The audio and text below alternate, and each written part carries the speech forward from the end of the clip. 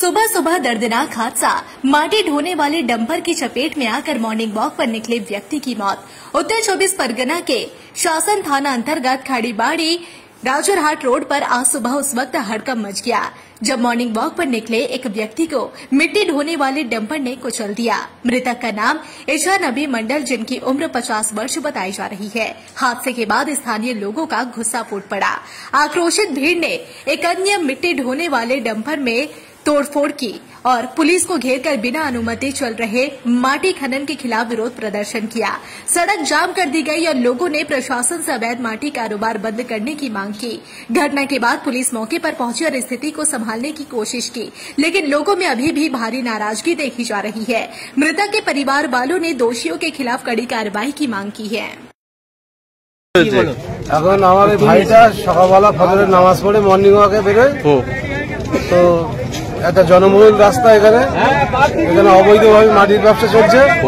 সারা রাত মাটির গাড়ি চলেছে। ভোরবেলা মানে ভোর 5:22 এই গাড়িটা মানে ওই মর্নিং ওয়াক রাস্তার ধার দিয়ে হেঁটে যাচ্ছিল, তো ওকে মেরে দুরশি চাকার তলায় টেনে নিয়ে ছিন্ন ভিন্ন মানে পুরো নাড়ু হয়ে গেছে। তারা কিছু মানে পুলিশ এসে মানে ন্যাকড়া দিয়ে ঠেলে ঠেলে এক জায়গা করে কোদাল দিয়ে বেঁচে দিয়ে তুলে ওই আপনার বেঁধে রেখেছে।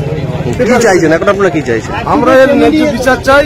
এক্ষুনি আমরা ওই যে মেরেছে তাকে অবিলম্বে অ্যারেস্ট করতে হবে, আর অবিলম্বে এই বেআইনি মাটি কাটা কাজ বন্ধ রাখতে হবে সর্ব জায়গায়। আমরা মাটির ওই ডাম্পার অ্যাক্সিডেন্ট হয়েছে এই রোডে না, আমাদের গোয়ালঘাটা 23 রোডে ওই একই অবস্থা হচ্ছে। টোটাল শাসন এলাকায়।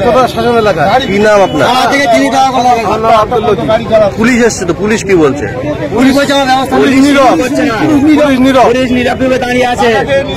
পুলিশ তো সবই জানে, কোন খাত কারা চালাচ্ছে সব পুলিশ জানে। পুলিশ অবিলম্বে আর সব অল্প বয়সী ছেলে মদ খেয়ে সারা রাত তারা গাড়ি চালাচ্ছে, কারো লাইসেন্স নেই। সকালবেলা ওই চাচা মানে মর্নিং ওয়াক আসে, আসার সময় এই মাটির ডাম্পার গুলো আসে, ওই ডাম্পারে ধাক্কা মেরে ঘিসড়ে একদম এত দূর পর্যন্ত টেনে নিয়ে আসে।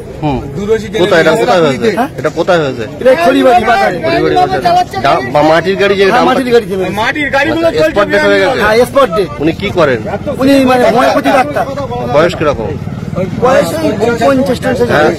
এখন আপনারা কি চাইছেন? পুলিশ এসছে, কি বলছে? পুলিশ এসে আমাদের ওই ন্যায্য বিচার চাই আর ওই গাড়ি এলাকায় ধরতে হবে, তারপর আমার লাশ তুলতে দেবো।